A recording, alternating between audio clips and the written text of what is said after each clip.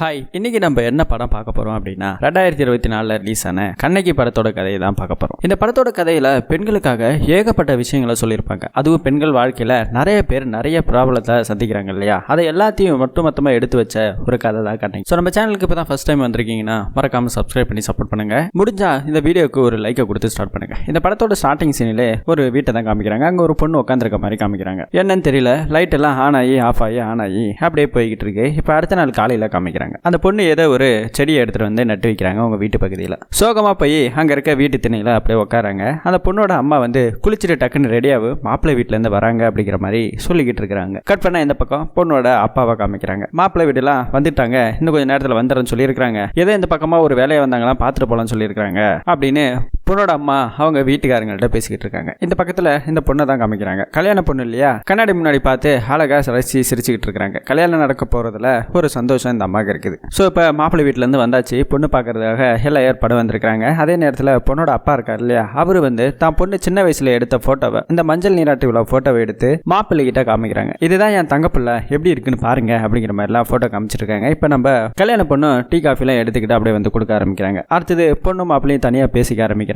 பேசிக்கிட்டு இருக்கும்போது நம்ம மாப்பிள்ளை இருக்கார் இல்லையா, நீங்க இதுக்கு முன்னாடி எப்படி வேணாலும் இருங்க, இதுக்கு மேலே எப்படி வேணாலும் இருங்க, ஆனால் உங்களை எனக்கு ரொம்ப பிடிச்சிருக்கு, நான் உங்களை கல்யாணம் பண்ணிக்கிறேன் அப்படிங்கிற மாதிரி சொல்லிடுறாரு. நம்ம பொண்ணுக்கு ரொம்ப சந்தோஷம். அடுத்தது வழக்கம் போல தான் ஃப்ரெண்டு கூட உட்காந்து பேசிக்கிட்டு இருக்காங்க. ஏன்டி அவன் உன்னை பத்தி எதுவுமே கேட்கலையா, இந்த அஜித் பிடிக்கும், விஜய் பிடிக்கும், இந்த மாதிரி எந்த கேள்வியுமே கேட்கலையா, சரியான முட்டாளா இருப்பான் போல அப்படிங்கிற மாதிரி அவன் ஃப்ரெண்டுக்காரி பேசிக்கிட்டு இருக்காங்க. சரின்னு நைட்ல வாட்ஸ்அப்ல மெசேஜ் அனுப்புறாங்க. நீங்க தான் எனக்கு பார்த்த முதல் மாப்பிள்ளை அப்படிங்கிற மாதிரியும் நம்ம பொண்ணு சொல்றாங்க. அதே நேரத்தில் அவர் பதிலுக்கு நீ தான் எனக்கு பார்த்த முதல் பொண்ணு அப்படின்னு அவர் பதிலுக்கு மெசேஜ் அனுப்புறாரு. இதை பத்தி யோசிச்சுட்டே இருக்காங்க. இந்த பொண்ணுக்கு மாப்பிள்ளை ரொம்ப பிடிச்சு போகுது. அதே நேரத்தில் அப்பாவும் அம்மாவும் நைட்ல ஒரு பக்கம் தூங்கிட்டு இருக்கும்போது இந்த புதுசா வந்தார் இல்லையா மாப்பிள்ளை, அவர் ஒரு சினிமா டைரக்டர், அதுக்காக தான் ட்ரை பண்ணிக்கிட்டு இருக்கிறாரா. இந்த சினிமாக்காரெல்லாம் என் பொண்ணுக்கு செட் ஆகாது, இதெல்லாம் வேண்டாம் அப்படிங்கிற மாதிரி தான் ஹஸ்பண்ட் கிட்ட சொல்லிக்கிட்டு இருக்காரு. அதுலயே ஹஸ்பண்ட் இருக்காரு இல்லையா, அவர் என்ன சொல்றாருன்னா, சினிமாக்காரனா இருந்தா பொண்ணு கொடுக்க கூடாதுன்னு ஏதாவது இருக்கா, நம்ம பொண்ணுக்கு பிடிச்சு போயிருந்தா பரவாயில்ல, அவரு நல்லா சம்பாதிப்பாரு, ஒரு காலத்துல நல்லா வரலாம் இல்லையா அப்படின்னு அவரு ஒரு பாட்டுக்கு பேசிக்கிட்டு இருக்கிறாரு. அதெல்லாம் செட் ஆகாது, அவனெல்லாம் பார்த்தாலே எனக்கு பிடிக்கல, ரோட்ல போற வரவனுக்குலாம் நீ கட்டி கொடுத்துருவியா, நாளைக்கு என் பொண்ணு சந்தோஷமா இருக்க கூடாதா, நாளைக்கு என்ன மாதிரி கஷ்டப்படக்கூடாதுன்னு சொல்லி இந்த அம்மா தான் வீட்டுக்காரனே குறை சொல்லிக்கிட்டு அந்த மாப்பிள்ளைய ரிஜெக்ட் பண்றாங்க. அப்படியே கட் பண்ணா இந்த பக்கத்துல ரோட்ல காமிக்கிறாங்க. ஒரு பொண்ணு ரொம்ப பதட்டத்தோட ஓடி வராங்க. அதே நேரத்துல ரெண்டு வக்கீலுங்க பைக்ல இடிக்கிற மாதிரி வந்து நிக்கிறாங்க. சரின்னு பார்த்தா இப்ப ஒரு வழியா கோர்ட்டுக்கு வராங்க. அந்த வக்கீல் கோர்ட்டுக்கு வந்து பார்த்தா தான் தெரியுது டிராபிக்ல இடிக்கிற மாதிரி வந்த பொண்ணு இப்ப கோர்ட்ல நிக்கிறாங்க. சரின்னு இவரும் போயிட்டு என்னம்மா ஏதுன்னு சொல்லி கேட்கும்போது இந்த மாதிரி ஹஸ்பண்டுக்கு டைவர்ஸ் கொடுக்கணும் அப்படிங்கிற மாதிரி இவங்க பேசிக்கிட்டு இருக்காங்க. அதெல்லாம் ஒன்றும் பிரச்சனை கிடையாது, சட்டம் பெண்களுக்கு சாதகமா இருக்குது, எதுவா இருந்தாலும் பண்ணிக்கலாம் அப்படிங்கிற மாதிரி இவரும் சொல்லிக்கிட்டு இருக்காரு. அப்படியே கட் பண்ணா இந்த பக்கத்துல இன்னொரு கப்பல் காமிக்கிறாங்க. நைட் டைம்ல இப்பதான் இவங்க ரெண்டு பேரும் ஃபர்ஸ்ட் டைமே மீட் பண்ணிக்கிறாங்க. ஸோ கண்ணை கட்டி ரெண்டு பேரும் மீட் பண்ணிக்கும் போது அந்த பொண்ணை பத்தி இவர் ஏதாவது ஒன்று சொல்லணுமா, இம்ப்ரெஸ் பண்ணணுமா, அதுக்காக இவரும் அழகழக கவிதை எல்லாம் சொல்லிக்கிட்டு இருக்காரு. அது மட்டும் இல்லாம உன் கேரக்டரை நான் கரெக்டா சொல்றேன்னு சொல்லி இந்த பாய் ஃப்ரெண்டு கேர்ள் ஃப்ரெண்டு கிட்ட சொல்லிக்கிட்டு இருக்காரு. சரி எங்க ஒரு ரெண்டு வரி சொல்லு பார்க்கலாம் அப்படிங்கிற மாதிரி அந்த பொண்ணை எக்ஸ்பெக்ட் பண்ணி கேட்கவும் ஆரம்பிக்கிறாங்க. நம்ம பாய் ஃப்ரெண்டுக்கார என்ன சொல்றானா, உனக்கு இந்த கல்யாணத்துல விருப்பமே கிடையாது, உனக்கு நீ பாட்டுக்கு உன் போக்குக்கு நீ இருக்கிறதா உனக்கு பிடிக்கும் அப்படின்னு, இந்த ரிலேஷன்ஷிப்லாம் வேண்டாம், ரெண்டு பேரும் ஆனா ஃப்ரெண்டா இருக்கலாம் அப்படிங்கிற மாதிரிலாம் நம்ம பாய் ஃப்ரெண்டு சொல்லிக்கிட்டு இருக்காங்க கேர்ள் ஃப்ரெண்டு கிட்ட. கேர்ள் ஃப்ரெண்டும் பரவாயில்லையே, என்னை பத்தி நல்லா புரிஞ்சு வச்சிருக்க, நம்ம ரெண்டு பேரும் ஃப்ரெண்டா இல்லலாம், ரெண்டு பேரும் ஒன்னாவே இருக்கோம், லிவிங் டுகெதர்ல இருப்போம், ஆனா இந்த கல்யாணம் கத்திரிக்காய்லாம் நீ சொல்லக்கூடாது, நாளைக்கு ஒரு காலத்துல நம்ம ரெண்டு பேரும் ஒன்னா இருந்ததுக்கு அப்புறம் கல்யாணம் பண்ணிக்கணும்னு சொல்லி என்னை கம்பல் பண்ணக்கூடாது அப்படிங்கிற மாதிரி ரெண்டு பேரும் ஒரு அக்ரிமெண்ட்டை போட்டு ஒரே வீட்டில் தங்கலாம்னு சொல்லி முடிவும் பண்றாங்க. இந்த பக்கத்துல ஒருத்தா இங்க ஒரு டைரக்டர் ஒருத்தர் இருக்கிறாரு. அவரு அங்க இருக்க ஒரு ப்ரொடியூசர் கிட்ட கதை சொல்லிட்டு இருக்காரு. வழக்கமா இந்த படத்துல எல்லாம் முடிவுல தான் சுபம் சொல்லிட்டு வரும், ஆனா இவர் சொல்ற கதையில ஆரம்பத்திலேயே சுபம் போட்டு தான் கதையவே ஸ்டார்ட் பண்றாங்க. ஏன்னா இவர் எடுக்கிற கதையே இந்த பெண்கள் வாழ்க்கையில அடிப்படக்கூடிய கஷ்டங்கள் நஷ்டங்கள், புருஷன் இல்லற வாழ்க்கை, இதுல நடக்கக்கூடிய பிரச்சனைகள்லாம் சொல்ற பத்தின ஒரு படம் தான் இவர் எடுக்கிற படம். இதுல யோகி பாபு இந்த காமெடி இதெல்லாம் இல்லையா அப்படிங்கிற மாதிரி அங்க இருக்கிற ப்ரொடியூசரும் கேட்கறாரு. அதெல்லாம் இல்ல அப்படிங்கிறதையும் சொல்றாரு. சரி உங்க ஜாதகத்தை கொடுங்கன்னு சொல்லி ஜாதகத்தை வாங்கி வச்சுட்டு நான் கால் பண்றேன்னு சொல்லி அந்த ப்ரொடியூசரும் இந்த டைரக்டரை அமுச்சு வைக்கிறாரு. அப்படியே ரோட்ல நின்றுட்டு இருக்கிறாரு, மழை பெஞ்சுக்கிட்டு இருக்கு. அப்ப இவருக்கு ஒரு போன் கால் வருது. என்ன ஏதுன்னு தெரியல, இவர் ஒரு பொண்ணை லவ் பண்ணியிருக்கிறாரு, அந்த பொண்ணு இப்ப பிரெக்னென்ட்டா இருக்காங்க. சோ என்ன பண்றது எதுவும் தெரியாம ஒரே பதட்டத்துல இருக்கிறாரு. இப்ப இவரு ஷூட்டிங் ஸ்பாட்ல தான் இருக்கிறாரு. முடிச்சுட்டு தான் போய் தான் காதலியே பார்க்கணும். அதே நேரத்துல இந்த பக்கத்துல லிவிங் டுகெதர்ல இருந்தாங்க இல்லையா, அவங்க ரெண்டு பேரும் இப்ப சந்தோஷமா தனி வீட்டுல இருக்கிறாங்க. இந்த பக்கத்துல அந்த மாப்பிள்ளை பார்த்துட்டு இருந்தாங்களே ஒரு பொண்ணுக்கு, அந்த பொண்ணு தான் இப்ப காமிக்கிறாங்க. அந்த பொண்ணுக்கு இப்ப மாப்பிள்ளையே கிடைக்கல, இப்ப அடுத்ததா ஒரு மாப்பிள்ளை பார்க்கணும் அப்படிங்கிற மாதிரி அவங்க வீட்டுல பேசிட்டு இருக்காங்க. தான் ஃப்ரெண்டுக்காரி கூட தான் பேசிக்கிட்டு இருக்காங்க. ஃப்ரெண்டுக்காரிக்கு கல்யாணம் ஆகி ஒரு குழந்தையும் இருக்குது. அதே நேரத்தில் அவங்க என்ன சொல்றாங்கன்னா, சீக்கிரமா கல்யாணம் பண்ணிட்டுனா உன் வாழ்க்கையே வேற மாதிரி இருக்கும், அதுக்கப்புறம் உங்க அம்மா கிட்ட திட்டு வாங்குற வேலைலாம் உனக்கு இருக்காது, ஜாலியா இருக்கலாம் அப்படின்னு அந்த பொண்ணு தான் ஃப்ரெண்டுக்காரி கிட்ட சொல்லிக்கிட்டு இருக்காங்க. அப்படியே கட் பண்ண இந்த பக்கம் லிவிங் டுகெதர்ல இருக்கிற அந்த பொண்ணு அவங்க ஒர்க் பண்ற ஆபீஸ்ல கொஞ்சம் ரூடாவும் பிஹேவ் பண்றாங்க. சிகரெட் அடிக்கிறது, சரக்கு அடிக்கிறதுன்னு சொல்லி, கண்ட பசங்களோட சுத்துறதுன்னு சொல்லி அவங்க இஷ்டத்துக்கு அவங்க பாட்டுக்கு இருக்கிறாங்க. கட் பண்ண இந்த பக்கத்துல ஒரு பொண்ணுக்கு மாப்பிள்ளை பார்த்துட்டு இருந்தாங்க. அவங்களுக்கு நிறைய மாப்பிள்ளை வராங்க. ஆனா அவங்க அம்மாவுக்கு ஒவ்வொருத்தரையும் பிடிக்கல. கீழ் ஜாதி மேல் ஜாதி, இவன் சரியில்லை அது சரியில்லை இது சரியில்லைன்னு நோனா மட்டும் சொல்றாங்க. அந்த பொண்ணோட அம்மாவோட தங்கச்சிக்கு அவங்க பொண்ணுக்கு நல்ல இடத்துல மாப்பிள்ளை பார்த்து கட்டி கொடுத்துருக்காங்க. அதை விட ஒரு படி மேல ஒரு வசதியான பையனை பார்த்து தான் கட்டி கொடுக்கணும்னு சொல்லி அந்த அம்மா போராடிட்டு இருக்காங்க போல. அது இந்த பொண்ணுக்கு சுத்தமா பிடிக்கல. அப்படியே கட் பண்ண இந்த பக்கத்துல ஒரு பொண்ணு டைவர்ஸ் கேட்டிருந்தாங்க இல்லையா, அந்த சீனை தான் காமிக்கிறாங்க. ஆக்சுவலி டைவர்ஸ் கேட்டது இந்த பொண்ணு கிடையாது, அவங்க ஹஸ்பண்ட் தான் டைவர்ஸ் கொடுத்துருக்காரு. ஸோ இந்த பொண்ணுக்கு கொடுக்கறதுல விருப்பம் இல்லை, இதனால தடுத்து நிறுத்தணும் அப்படிங்கிற மாதிரி இந்த பொண்ணு வக்கீல்கிட்ட சொல்லிக்கிட்டு இருக்காங்க. சரி உங்க வீட்டுக்காரர் எதனால உங்களுக்கு டைவர்ஸ் கொடுக்குறாரு, உங்க 2 பேருக்குள்ள ஏதாவது பிரச்சனைன்னு கேட்டா, இல்ல என்னால குழந்தை பத்தி கொடுக்க முடியாது, அதனால தான் அந்த ஆளு டைவர்ஸ் கொடுக்குறாரு அப்படின்னு இவங்க பேசிக்கிட்டு இருக்காங்க. சரி நான் இதை தடுத்து நிறுத்திடுறேன், சட்டம் பெண்களுக்கு சாதகமா இருக்குன்னு சொல்லிட்டு ஒரு அமௌண்ட்டையும் வாங்கிக்கிறாரு. இந்த பக்கத்துல அந்த கல்யாண பொண்ணை தான் காமிக்கிறாங்க. அவங்க அப்பா அவங்க ஃப்ரெண்ட் எல்லாம் சரக்கு அடிச்சிட்டு இருக்காங்க. பொண்ணு அங்கதான் பக்கத்துல உட்காந்துருக்காங்க. மாப்பிள்ளையே கிடைக்கல, மாப்பிள்ளையே எதே செட் ஆகல இல்லையா, அதை பத்தி இவங்க பேசிக்கிட்டு இருக்காங்க. உனக்கு பிடிச்ச வரைக்கும் நீ இருமா, சந்தோஷமா இருமா, உனக்கு என்ன தோணுதோ அது எல்லாத்தையும் பண்ணு, கல்யாணம் தானே மெதுவா பண்ணிக்கலாம் அப்படிங்கிற மாதிரி அவங்க அப்பாவும் கொஞ்சம் ஆறுதல் சொல்லவா ஆரம்பிக்கிறாங்க. இந்த பக்கத்துல அந்த டைரக்டருக்காக வாய்ப்பு கேட்டு தெரிஞ்சாரு இல்லையா, அவரு இப்ப ஷூட்டிங் ஸ்பாட்ல இருக்கிறாரு. அங்க இருக்கிற ப்ரொடியூசர் கிட்ட எனக்கு கொஞ்சம் லீவ் வேணும், பர்சனல் ப்ராப்ளம் இருக்கு, நான் பார்த்துட்டு வரேன் சார் அப்படிங்கிற மாதிரி அவர்கிட்ட பர்மிஷன் கேட்டு இவரு லீவ் போட்டு வராரு. இந்த பக்கத்துல அந்த டைவர்ஸ் பண்ண தான் காமிக்கிறாங்க. அந்த பொண்ணு தான் ஹஸ்பண்ட் கிட்ட கடைசியா கன்வின்ஸ் பண்ணலாம்னு சொல்லி அவங்க வீட்டுக்கிட்ட வெளியே போய் நிக்கிறாங்க. ஆனா அவங்க ஹஸ்பண்ட் பார்த்துட்டு ஒரு வார்த்தை கூட பேசாம அங்கிருந்து போயிடாரு. இப்ப இந்த கேஸ் அடுத்த நாள் கோர்ட்டுக்கும் வர ஆரம்பிக்குது. டைவர்ஸ் எல்லாம் கொடுக்க முடியாது, எங்களால என்ன பண்ண முடியுமோ அதை நாங்க பண்ணிக்கிறோம் அப்படிங்கிற மாதிரி பேசிக்கிட்டு இருக்காங்க. அதே நேரத்தில் இந்த கேஸை கொஞ்சம் தள்ளியும் வைக்கிறாங்க. கட் பண்ண இந்த பக்கத்துல அந்த புது பெண்ணை தான் காமிக்கிறாங்க. அவ ஃப்ரெண்டு ஒருத்திக்கு கல்யாணமா, அதுக்காக நகை கடைக்கு கூப்பிட்டு போறாங்க. அங்கேயும் போய் நகையெல்லாம் எடுத்து போட்டு பார்த்துட்டு இந்த மனக்கோலத்துல இருந்தா எப்படி இருக்கும் அப்படின்னு அந்த பொண்ணு கண்ணாடியில தான் போட்டோவை பார்த்து ரசிச்சுக்கிட்டு இருக்காங்க. அப்படியே கட் பண்ண இந்த பக்கத்துல அவங்க அம்மா ஒரு மாப்பிள்ளையே பார்த்துருக்காங்க. அது பிடிச்சிருக்கா இல்லையான்னு சொல்லி போட்டோ பார்த்து சொல்லணுமா, அந்த போட்டோவை பார்த்து பிடிச்சிருக்கா அப்படிங்கிற மாதிரி இவங்களும் சொல்லிக்கிட்டு இருக்காங்க. அப்படியே கட் பண்ணா இப்ப அந்த பிரெக்னண்டா இருந்தாங்க இல்லையா, அந்த கேலை தான் காமிக்கிறாங்க. அவங்களுக்கு இப்ப 4வது மாசம் கொஞ்சம் ஸ்டார்ட் ஆயிடுச்சு போல, வயிறு ரொம்ப பெருசா இருக்குது. ஆனா அதே நேரத்தில் அந்த குழந்தைய பெத்துக்கிறதுல இவங்களுக்கு விருப்பம் இல்லை. ஏன்னா இவங்க 2 பேருக்கு இன்னும் கல்யாணமும் நடக்கல. ஸோ லிவிங் டுகெதர்ல லவ் பண்ணிக்கிட்டு இருக்கும் போதே குழந்தை தங்கிடுச்சு. இந்த பிரச்சனையால ஒரு பக்கம் போய்கிட்டு இருக்குது. கட் பண்ணா அந்த டைவர்ஸ்க்கு அப்ளை பண்ணிருந்தா அந்த கேலையும் வக்கீலையும் தான் காமிக்கிறாங்க. இது பாருமா, நீ டைவர்ஸ் கொடுக்கலாம் சொல்லி முடிவு பண்ணிட்டல, உன் வீட்டுக்காரர் இந்த குழந்தை பெத்துக்க முடியாதுன்ற ஒரே ரீசனுக்காக தான் உனக்கு டைவர்ஸ் கொடுத்துருக்காரு. நீயோ டைவர்ஸ் கொடுக்கறதுக்கு உனக்கு விருப்பம் இல்லை. அதனால என்ன பண்றேன்னா மெடிக்கல் ரிப்போர்ட் ஒன்று எடுப்பான், அதுல குழந்தை பெத்துக்க முடியாதுன்னு சொல்லி ரிப்போர்ட்டை வாங்கி ஜட்ஜு கிட்ட சொல்லுவான். இந்த மாதிரி குழந்தை பெத்துக்க முடியாதுன்ற ஒரே காரணத்துக்காக இவர் எனக்கு டைவர்ஸ் கொடுக்குறாரு அப்படின்னு எதிர்ப்பு தெரிவிச்சு நாம இதுல இருந்து மீட்டு வெளியே வந்துடலாம் அப்படிங்கிற மாதிரி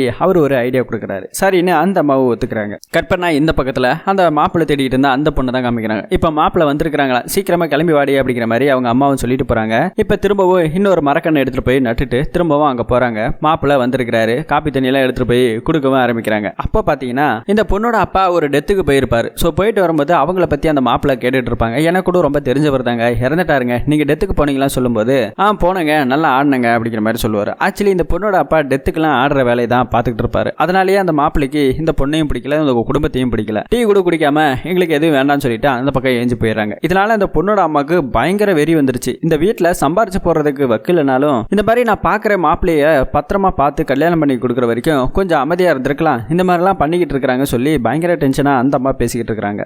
அது மட்டும் இல்லாமல் அந்த வீட்டுக்காரோட அம்மா இருக்காங்க இல்லையா, வயசான பாட்டி ஒருத்தங்க இருக்கிறாங்க. அந்த பாட்டியை ரொம்ப கேவலமாக திட்ட ஆரம்பிக்கிறாங்க. போய் இந்த மாதிரியான ஆள் தலையில ஏடி என்ன கட்டி வைப்ப, உன் பிள்ளைக்கு வேற பொண்ணே கிடைக்கலையா, தேடி தேடி கண்டுபிடிச்சு தான் என் தலையில இந்த மாதிரி கட்டி வச்சுட்டு இன்னைக்கு என் பொண்ணோட வாழ்க்கையை நீ வீணாக்கிட்ட அப்படிங்கிற மாதிரி அந்த அம்மா ஒரு பக்கம் புலம்பிக்கிட்டு இருக்குது. அப்படியே கட் பண்ணா இங்க நைட் டைம்ல காமிக்கிறாங்க. அந்த பொண்ணோட அப்பா குடிச்சிட்டு ரொம்ப ஃபீல் பண்ணி ஒரு பக்கம் தனிமையில உட்காந்துருக்காரு. அவரை சந்திக்கிறதுக்காக தான் பொண்ணு இந்த கல்யாண பொண்ணு நேரா போறாங்க. பொண்ணை பார்த்தோன்னே என்ன மன்னிச்சிருமா, தப்பு பண்ணிட்டேமா, குடிச்சிட்டு இந்த மாதிரி நான் ஆட்டம் போட்டதால இன்னைக்கு உன் வாழ்க்கையை இப்படி போயிடுச்சு, ஒரு நல்ல இடத்துல சம்மந்தம் பண்ணணும்னு சொல்லி உங்க அம்மா ரொம்பவே ஆசைப்பட்டா, ஆனா நான் இப்படி பண்ணிட்டேனே, உன் வாழ்க்கையே போயிடுச்சு அப்படிங்கிற மாதிரி ரொம்ப ஃபீல் பண்ணி அழுகவும் ஆரம்பிக்கிறாரு. இதை பார்த்தோன்னே கல்யாணம் பொண்ணு தயவு செஞ்சு அழுகாதீங்கப்பா, இது மாதிரிலாம் பண்ணாதீங்கப்பா, ஒரு மாப்பிள்ள போனா 1000 மாப்பிள்ளப்பா, ஆனா நீங்க என்னைக்கு அழுகக்கூடாது, நீங்க சந்தோஷமா இருக்கணும்ப்பா அப்படிங்கிற மாதிரி அந்த பொண்ணு அப்பாவுக்கு ஆறுதல் சொல்றாங்க. இருந்தாலும் அவரால் கண்ட்ரோல் பண்ண முடியாம அழுதுகிட்டு தான் இருக்கிறார். அப்படியே கட் பண்ண இந்த பக்கத்துல அந்த டைவர்ஸ்க்கு அப்ளை பண்ணியிருந்தார் இல்லையா, அந்த கேல தான் காமிக்கிறாங்க, வக்கீலும் காமிக்கிறாங்க. இப்ப மெடிக்கல் ரிப்போர்ட் வந்திருக்கு. அதை பார்த்தோன்னே அந்த வக்கீல் இதெல்லாம் என்னம்மா, என் டைமை வேஸ்ட் பண்றீங்களா அப்படின்னு பயங்கரமா கத்த ஆரம்பிக்கிறாங்க. என்ன ஏதுன்னு பார்த்தாதான் இப்ப அந்த பொண்ணுக்கு இவ்வளவு நாளா குழந்தை பெற்றுக்க முடியாதுன்னு சொல்லி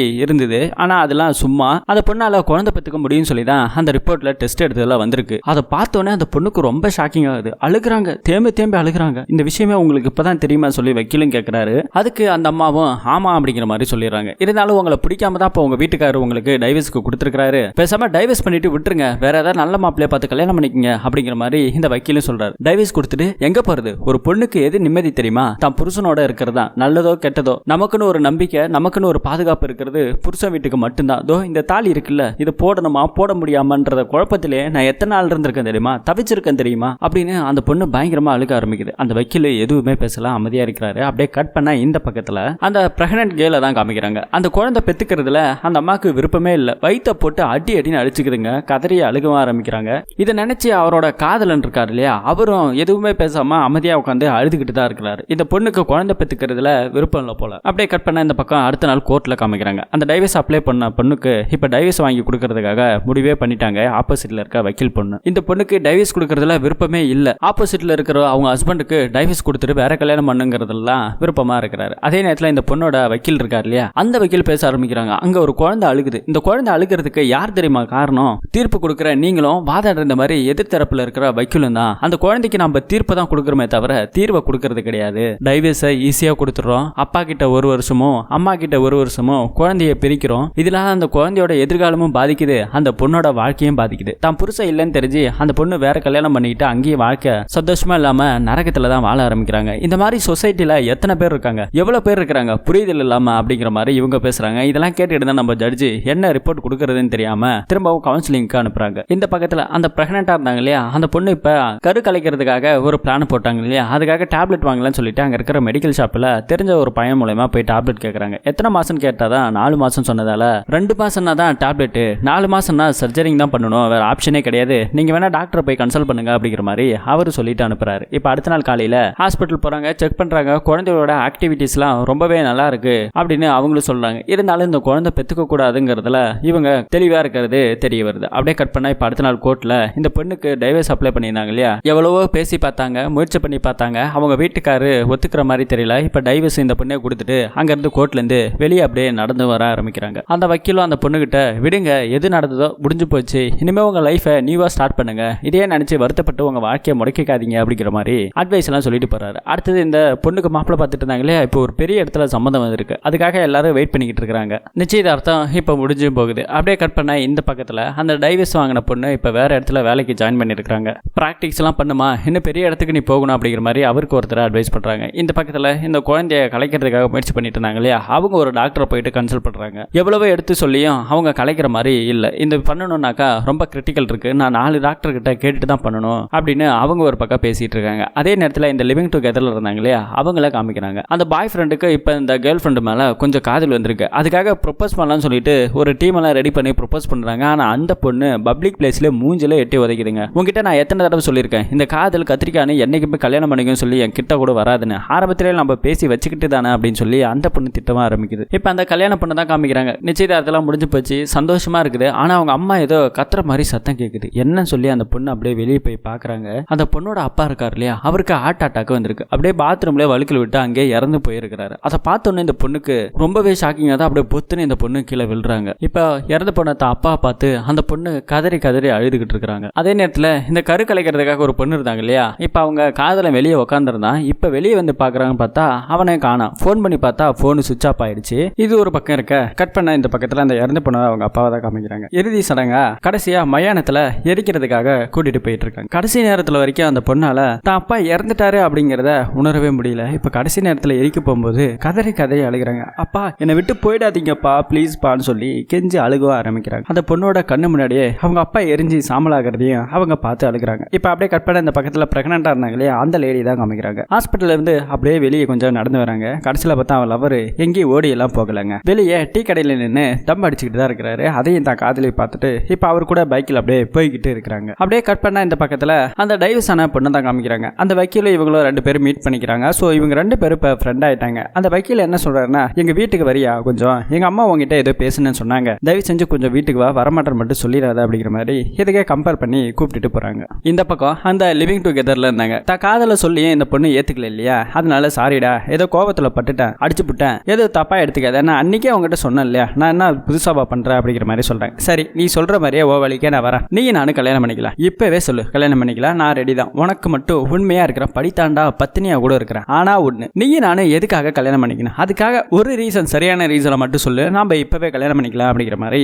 இவங்க பேசிட்டு இருக்காங்க. அதே நேரத்தில் இந்த பாய் ஃப்ரெண்ட் இருக்கா இல்லையா, அவன் என்ன சொல்றான்னா குழந்தை பெத்துக்கணும் அப்படிங்கிறான். இப்ப மட்டும் என்ன பெத்துக்க முடியாதா அப்படிங்கிறதையும் சொல்றாங்க. அதுக்காக கல்யாணம் பண்ணாக்கா பெத்துக்க முடியும்னு சொல்லாத, கல்யாணம் பண்ணிட்டா வாழ்க்கையே போர் அடிச்சிடும், கமிட்மெண்ட் அதிகமாயிடும் அப்படின்னு ஏதோ காரணம் சொல்றாங்க. இதெல்லாம் பிடிக்காம அந்த பையன் ஏஞ்சி அந்த பக்கமா போயிடுறான். இப்ப பாத்தீங்கன்னா அந்த பிரெக்னண்டா இருக்க கேல தான் காமிக்கிறாங்க. இப்ப டைரக்டரா அதை முயற்சி பண்ணிட்டு இருக்காரு இல்லையா, ஏதோ ஒரு ப்ரொடியூசர் கூப்பிட்டு இருக்காரா, அதுக்காக கதை சொல்றதுக்காக போறாங்க. போற வரைக்கும் பத்திரமா இருன்னு சொல்லி தான் காதலிக்கிட்ட சொல்லிட்டு போறாரு. அப்படியே கட் பண்ண இந்த பக்கத்துல அந்த டிவைஸ் ஆன பொண்ணு வக்கீல் கூட்டிட்டு போனார் இல்லையா, அவங்க வீட்டுக்கு தான் கூட்டிட்டு போறாங்க. அவங்க அம்மாவும் பாத்துக்கிறாங்க. பார்த்துட்டு அந்த அம்மாவும் இந்த பொண்ணு கிட்ட என்ன சொல்றாங்கன்னா, இப்படியே தனியா இருந்துடாதம்மா, அடுத்தது ஒரு கல்யாணம் பண்ணிக்கோ, உனக்கு பிடிச்ச மாதிரி ஒரு வாழ்க்கை இருக்கு அப்படின்னு அந்த அம்மா சொல்றாங்க. அப்படியே கட் பண்ணா இந்த பக்கத்துல அந்த வக்கீல் அந்த பொண்ணை கூட்டிட்டு பஸ் ஸ்டாப்புக்கு டிராப் பண்றதுக்காக கூட்டிட்டு வராங்க. உங்க அம்மாவும் உங்க அப்பாவும் சந்தோஷமா இருந்து ரொம்ப நாள் ஆயிடுச்சுல, உங்க அப்பா என்ன சொல்லி கேட்கும்போது தான் அவர் ஒரு மிலிட்டரி ஆபீசர் இறந்துட்டாரு அப்படிங்கிற மாதிரி சொல்றாங்க. ஸோ 23 வருஷத்துக்கிட்ட எங்க அம்மா தான் கஷ்டப்பட்டு வளர்த்தாங்க, அப்படியே நானும் ஒரு வக்கீல் ஆயிட்டேன் அப்படிங்கிற மாதிரி எல்லா கதையும் சொல்றாங்க. செக்ஷுவல் லைஃப் இல்லாம எப்படிதான் இருந்தாங்கன்னு தெரியல உங்க அம்மான்னு சொல்லி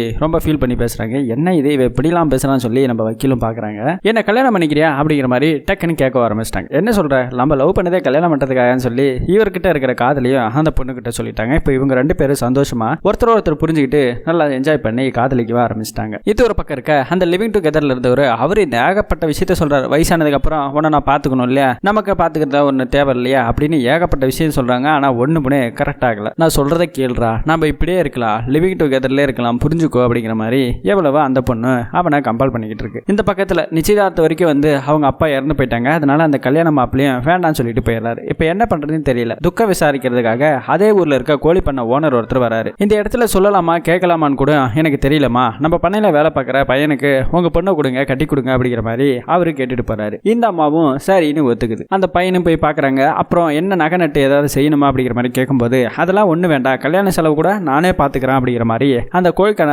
ஓனரும் சொல்லிடுறாரு. சரின்னு ரொம்ப சந்தோஷம் அப்படிங்கிற மாதிரி அந்த பொண்ணும் அவங்க அம்மாவும் அந்த பக்கம் நடந்து வந்துகிட்டே இருக்கிறாங்க. அதே நேரத்தில் அந்த பொண்ணோட சித்திக்காரங்க ஃபோன் பண்ணியிருக்கிறாங்க. அந்த பையனை நீ தெரிஞ்சுதான் கல்யாணம் பண்ணிக்க போறியா, உங்க அம்மாவுக்கு தான் மூளை இல்லைனாலும் உனக்குமா மூளை இல்லை அப்படிங்கிற மாதிரி போன்ல பேசிட்டு இருக்காங்க. என்ன பண்றது, அம்மாக்கு இருக்கிற ஒரே சந்தோஷம் அதுதானே, நானும் கட்டிக்கிறேன்னு சொல்லிட்டேன், வேற வழி தெரியல அப்படிங்கிற மாதிரி இந்த பொண்ணு சொல்லிட்டு இருக்காங்க. அவ எவ்வளவு பெரிய கேடு கட்ட பொம்பளை பொறிக்கணும் உனக்கு தெரியுமா அப்படின்னு ஏதோ பேசிட்டு இந்த பொண்ணோட மனசை கழிச்சு போனையும் கட் பண்ணிடுறாங்க. அது தெரிஞ்சு அந்த பொண்ணோட அம்மாவும் என்ன உன் சித்திக்காரி ஃபோன் பண்ணி பேசினாலா என்னவா அவளுக்கு அப்படிங்கிற மாதிரி சொல்லிக்கிட்டு இருக்காங்க. ஒன்றும் இல்லைன்னு சொல்லி இந்த பொண்ணு சொல்லிடுறாங்க.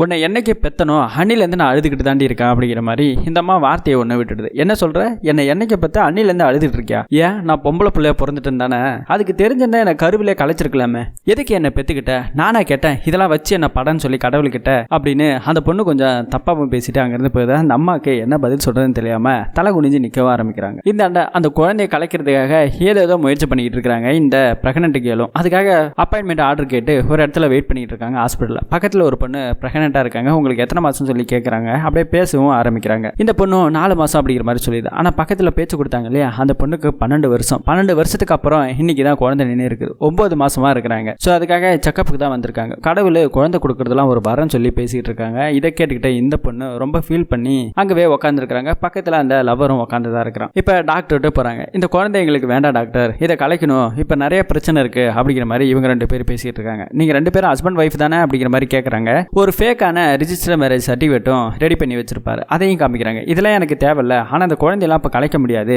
இதெல்லாம் நிறைய ப்ரொசீஜர் இருக்கு அப்படிங்கிற மாதிரி ஏகப்பட்ட விஷயங்களை சொல்றாங்க. இதெல்லாம் முடியவே முடியாதுன்னு சொல்லி அங்கிருந்து ஏஞ்சி வெளியே போங்க, உங்களுக்குலாம் இதே வேலையா போச்சு அப்படின்னு தப்பா பேசி அமுச்சு விடுறாங்க. இப்ப வேற என்ன வழி பண்றதுன்னு தெரியாம 2 பேரும் அங்கவே அழுதுகிட்டு அப்படியே நடந்து வந்துடுறாங்க. இந்த பக்கத்துல இப்ப 2வது கல்யாணம் பண்றதுக்காக முயற்சி பண்ணாங்களா, அந்த கல்யாண பொண்ணை தான் காமிக்கிறாங்க. அவங்க பாட்டி ஏதோ கொஞ்சம் விஷ உருண்டை ஏதோ சாப்பிட்டுச்சு போல, முடியாம படுத்து கிடக்குது. உசுருக்கு ஒன்றும் ஆபத்து இல்லை, ஒரு வாரம் ரெஸ்ட் எடுத்தா சரியா போயிடுன்னு சொல்றாங்க. அந்த பாட்டியும் போயிட்டு இந்த பொண்ணு கேட்கறாங்க, உனக்கு ஏன் பாட்டி, எனக்கு கல்யாணம் ஆகணும் பார்க்கணும் சொல்லி தானே இதெல்லாம் பண்ணன்னு சொல்லும்போது, அதுக்காக இல்லம்மா, இந்த வீட்டில் என்ன ஒரு பெரிய மனுஷியா கூட மதிக்கிறது கிடையாது, நம்மளால ஏதாவது செய்ய முடிஞ்சாத வரைக்கும் தான்மா நமக்கு மரியாதை, இல்லைன்னா இப்படி படுத்த படுக்கையா இருந்தா நம்மளை யாரும் மதிக்க மாட்டாங்க. இந்த கோழிக்கு நாய்க்கு 3 வேளை சோறு வைக்கிறாங்கல்ல, அந்த மாதிரி தான்மா எனக்கும் சோறு வைக்கிறாங்க. என்னை தாண்டி போறது என்ன, என்னை பார்த்து திட்டுறது என்ன, சாக்கிட்டு பேசுறது என்ன, இதெல்லாம் என்னால் தாங்க முடியலதாம்மா, மருந்து சாப்பிட்டேன் அப்படிங்கிற மாதிரி அந்த அம்மா ரொம்ப வயசான அம்மா அழுதுகிட்டே இருக்கிறாங்க. இதை பார்த்து எனக்காக நீ இருக்கணும் பாட்டி, நீ இனிமே அழுகாத, உன்னை நான் பார்த்துக்கிறேன் அப்படிங்கிற மாதிரி கொஞ்சம் இந்த பொண்ணு ஆறுதல் சொல்றாங்க அந்த பாட்டிக்கு. இந்த பக்கத்தில்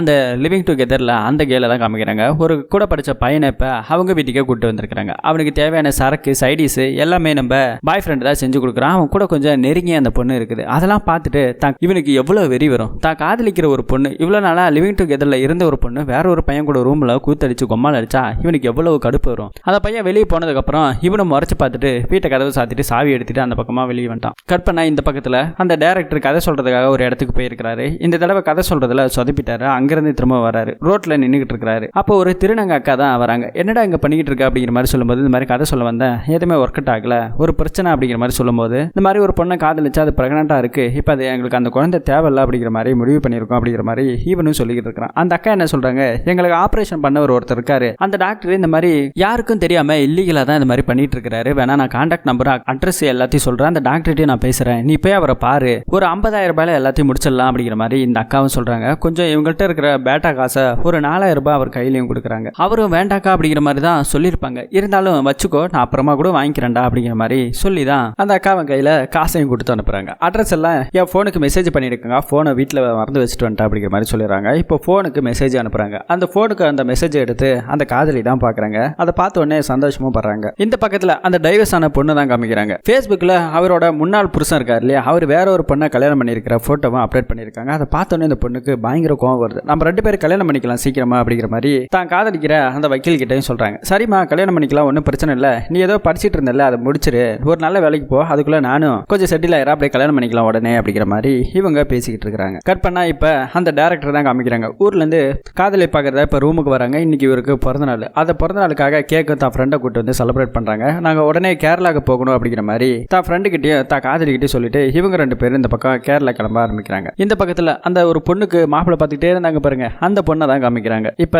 அந்த கோழி பண்ணையில வேலை பார்க்குற அந்த பையனோட தான் கல்யாணமும் நடக்க ஆரம்பிக்குது. நிச்சயதார்த்தலாம் நடத்தி முடிச்சாச்சு. ரொம்ப சந்தோஷமா இருக்கிறாங்க. அதே நேரத்தில் கட் பண்ணா இந்த பக்கத்துல இவ்வளவு நாளா லிவிங் டுகெதர்ல இருந்தாங்க பாருங்க, பூட்டிட்டு சாவி கூட எடுத்துட்டு போயிட்டாரு பாருங்க. நிறைய தடவை அந்த பொண்ணு போன் அடிச்சிருக்கு, போனையும் எடுக்கல. இப்ப கதவை திறந்துட்டு வரேன், நான் எவ்வளவு நேரம் வெயிட் பண்ணிட்டு இருக்கேன், போன் அடிக்கிறேன்ல, போனை அட்டன் பண்ணி பேசினா என்னடா உனக்கு அப்படின்னு இவங்க ஒரு பக்கம் காண்டாகி பேசுறாங்க. அதே நேரத்தில் அந்த பையன், நான் இருக்கிறேன் லிவிங் டுகெதர்ல இவ்வளவு நாளா நம்ம ஒன்னா இருந்தோம், நீ ரூம்ல என்னடி கூத்தடிச்சு கொம்மால் அடிச்சுட்டு இருக்க அப்படிங்கிற மாதிரி சொல்லும்போது, நான் ஆரம்பத்துல இருந்து அப்படிதான்டா இருந்தேன், அப்படிதான்டா இருப்பேன், இஷ்டமா இருந்தா இருடா, கஷ்டமா இருந்தா போய்கிட்டே இருடா அப்படின்னு சொல்லி முடிக்கிடின்னு பேசவும் ஆரம்பிக்கிறாங்க. இதனால இவங்க 2 பேருக்குள்ள பயங்கர சண்டை நடக்குது. அதே நேரத்தில் அந்த பாய் ஃப்ரெண்ட் இருக்கா இல்லையா, இவளோட மொத்த டீட்டெயில் எடுத்துட்டான். ஆல்ரெடி இந்த பொண்ணுக்கு கல்யாணம் ஆகி டிவோர்ஸ் ஆகிருக்குதுங்க. அதனால தான் இவளுக்கு கல்யாணத்தில் விருப்பம் இல்லை. இந்த விஷயமே தெரிஞ்சிச்சு. இது தெரிஞ்ச உடனே இந்த பொண்ணு என்ன பண்றதுன்னு தெரியாம அவனை விட்டுட்டு துணிமணிலாம் எடுத்துக்கிட்டு அப்படியே ரோட்ல நடந்து வரவா ஆரம்பிச்சிட்டாங்க. இந்த பக்கத்துல அந்த நிச்சயதார்த்தம் பண்ண அந்த பொண்ணை தான் காமிக்கிறாங்க. அவங்க அம்மாவும், இந்த நாளுக்கு தான் நான் ரொம்ப நாளா காத்துக்கிட்டு இருந்தேன், ஏதோ இன்னைக்கு தான் மனசு கொஞ்சம் நிம்மதியா இருக்கு அப்படிங்கிற மாதிரி அந்த பொண்ணு கிட்ட ஃபீல் பண்ணி பேசிக்கிட்டு இருக்காங்க. இந்த பக்கம் அந்த பிரெக்னென்ட் கேர்ள்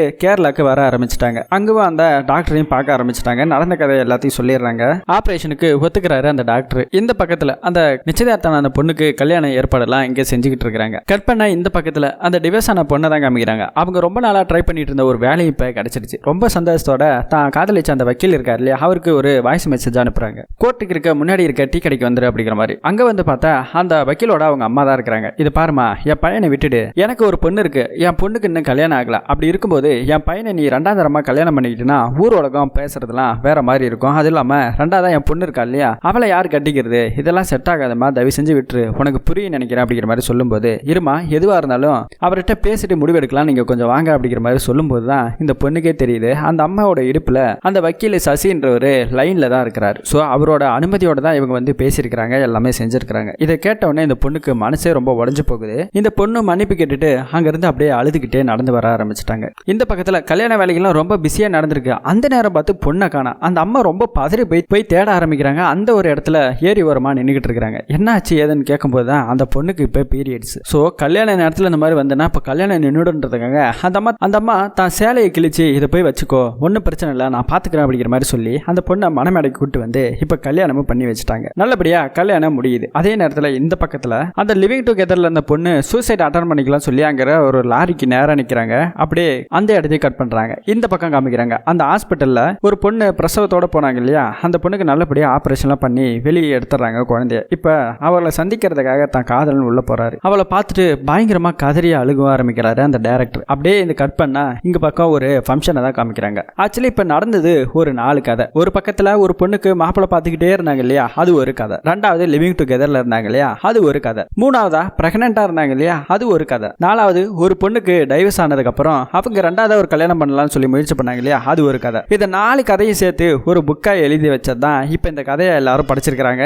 நீங்க எழுதின புக்கு ரொம்பவே நல்லா இருக்கு அப்படிங்கிற மாதிரி அந்த புக்கோட ஆத்தரை பார்த்து அங்க இருக்கிற ஆடியன்ஸ் எல்லாம் ரொம்ப நல்லா பேசிக்கிட்டு இருக்காங்க. ஆனா இந்த புக்கோட கிளைமேக்ஸ் அந்த 4 கதைக்கும் கடைசியா என்ன நடந்துச்சு அப்படிங்கறத நீங்க எழுதினீங்களா இல்லையான்னு கேட்க ஆரம்பிக்கிறாங்க. இந்த புக்கோட ஆத்தர் அதை எழுதியிருக்காங்க. ஆக்சுவலி இது கண்ணகின்னு சொல்லி தான் எழுதியிருக்காங்க. ஆனா கடைசி கிளைமேக்ஸ்ல எழுதுனதுக்கு அப்புறம் அது யாருக்கு தெரிஞ்சிடக்கூடாது. ஏன்னா கமான்னு சொல்லி இந்த பெண்களோட வாழ்க்கை நிறைய இருக்குது, இதோட முடிஞ்சு போகல, ஏகப்பட்ட பேரோட வாழ்க்கையில நடந்தது தான் நான் கதையை எழுதியிருக்கிறேன், அதனால இது முடியாது தொடங்கும் அப்படிங்கிற மாதிரி கமாவோட முடிச்சிருக்காங்க இந்த கதையை. எல்லாரும் அந்த புக்கோட ஆத்தருக்கு செல்ஃபி எல்லாம் எடுத்துக்கிட்டு அந்த பக்கம் நடந்து வராங்க. ஒரு பொண்ணு மட்டும் நீங்க கடைசியா எழுதினீங்களா ஒரு கிளைமேக்ஸ், அதை கூட நீங்க கிழிச்சு போட்டுட்டேன்னு சொன்னீங்க, அந்த கிளைமேக்ஸ் நல்லதா முடிஞ்சிருந்தா எல்லாருக்கும் நல்லதாவே இருக்கட்டும், அது அப்படியே நடக்கட்டும், ஆனா கெட்டதா இருந்தா அது நடக்கக்கூடாது அப்படிங்கிற மாதிரி அந்த பொண்ணு சொல்லிட்டு போறாங்க. இப்போ இந்த பொண்ணு வராங்கல்ல, அந்த கிளைமேக்ஸ்ல நடந்தது ஆக்சுவலி இந்த பொண்ணோட வாழ்க்கையில தான். கண்ணகின்னு இந்த புக்கை எழுதினது இவங்களோட வாழ்க்கையில ஏற்பட்ட துன்பங்களை தான் எழுதியிருக்காங்க. இவங்களோட ஃபர்ஸ்ட் கேரக்டர் அந்த பொண்ணுக்கு நிறைய இடத்துல மாப்பிள்ளை பார்த்தாங்க இல்லையா, ஆக்சுவலி இந்த பொண்ணுக்கு தான் அதை பார்த்துருக்காங்க. அதுக்கப்புறம் அந்த மாப்பிள்ளை இந்த பொண்ணு வேண்டாம்னு சொல்லிட்டு டைவர்ஸ் பண்ணிட்டாங்க. இந்த பொண்ணுக்கு குழந்தை பெற்றுக்கிற பாக்கியமே இல்லைன்னு சொல்லி தான் டைவர்ஸும் பண்ணிட்டாங்க. சரி, டைவர்ஸ் பண்ணதுக்கு அப்புறம் ஒரு வாழ்க்கை நமக்கு இருக்குன்னு சொல்லி ரெண்டாவது ஒருத்தரை காதலிச்சிருப்பாங்க. ஆனா காதலிச்சவரும் கைவிட்டுட்டு போயிட்டாரு. இதுக்கப்புறம் இந்த கல்யாணத்திலையும் இந்த காதலையும் நம்பிக்கை இல்லாம தான் லிவிங் டுகெதர்ல இருக்கலாம்னு சொல்லி ஒருத்தரோட இருந்தாங்களே, அந்த கதையை அப்படியே சொல்றாங்க. ஸோ அப்படி இருக்கும்போது அவனும் இவளுக்கு ஏற்கனவே டைவர்ஸ் ஆச்சுன்ற விஷயத்தை கேட்டு இவளையும் கழட்டி விட்டுட்டு போயிட்டான். ஸோ கழட்டி விட்டது போனதுக்கு அப்புறம் இந்த பொண்ணு பிரெக்னென்ட் ஆயிருக்காங்க. இவ்வளவு நாளா பிரெக்னென்ட்டே ஆக முடியாத பொண்ணு இப்ப பிரெக்னென்ட் ஆயிருக்காங்கன்னு தெரிஞ்சு கடைசியா இப்ப எங்க போறதுன்னு தெரியாம தான் முன்னாடி ஃபர்ஸ்ட் டைம் பார்த்த அந்த காதலனுக்கு ஃபோன் பண்ணியிருக்காங்க. நீங்க இதுக்கு முன்னாடி எப்படி வேணாலும் இருங்க, இனிமேலும் எப்படி வேணாலும் இருங்க, ஆனா எனக்கு கட்டிக்கிங்கன்னு ஒருத்தர் சொன்னாரு பாத்தீங்களா, அந்த பையனுக்கு தான் இந்த பொண்ணு கால் பண்ணியிருப்பாங்க. அந்த பையன் வேற யாரும் இல்ல, நம்ம டைரக்டர் தான். ஸோ அந்த பிரெக்னென்ட் கேளை கூட்டிட்டு அலைஞ்சாரு பாருங்க, கடைசியா அவருக்கு தான் ஃபோன் பண்ணியிருக்காங்க. இந்த மாதிரி நான் பிரெக்னென்ட்டா இருக்கேன் அப்படிங்கிற விஷயத்தையும் சொல்லியிருக்காங்க. ஆனா அவரும் யாரோ தப்பு பண்ணிட்டாரு, இன்னும் என்னால கல்யாணம் பண்ணிக்க முடியாதுன்னு சொல்லாம இந்த பொண்ணை பிடிச்சு போனதை ஒரே காரணத்துக்காக அபார்ஷன் பண்றதுக்காக ஒத்துக்கிட்டு அந்த பொண்ணுக்கு ஹெல்ப் பண்ணி அந்த குழந்தைய வெளியே எடுத்துட்டு கடைசியா பார்த்து அழுதுட்டு இருந்தாருலே, அந்த சீனை காமிக்கிறாங்க. இப்போ இவங்களோட வாழ்க்கையில இருக்கிறது இந்த டைரக்டர் மட்டும்தான். ஸோ நம்ம பார்த்த 4 கதையுமே இந்த ஆத்தர், இந்த கண்ணகின்னு எழுதின இந்த புக்கோட ஆத்தரோட வாழ்க்கையில நடந்ததுதான். இன்னைக்கு அப்படியே ஒரு ஃபோன் பண்றாங்க அந்த டைரக்டர் இருக்காங்களே, அவங்கள்ட்ட தான் பேசுறாங்க. ஃபங்க்ஷன் முடிஞ்சிச்சு டைரக்டர், எப்போ வரீங்க அப்படிங்கிற மாதிரி கேட்கறாங்க. இவங்களுக்கு கல்யாணம் ஆகி குழந்தை இருக்கிற மாதிரி சந்தோஷமா இந்த படத்தோட கதையை முடிக்கிறாங்க. ஒரு பெண்ணோட வாழ்க்கையில எவ்வளவு பிரச்சனை இருக்கு அப்படிங்கிறத ரொம்ப அழகா சொல்லியிருக்க படம் தான் கண்ணகி. ஸோ மிஸ் பண்ணாம பாக்குறவங்க முழு படத்தையும் போய் பாருங்க. இது மாதிரியான கதைகளை கேட்கணும் அப்படின்னா மறக்காம நம்ம சேனலை சப்ஸ்கிரைப் பண்ணி சப்போர்ட் பண்ணுங்க. அடுத்த ஒரு நல்ல படத்தோட கதையில உங்களை சந்திப்போம். தேங்க்யூ.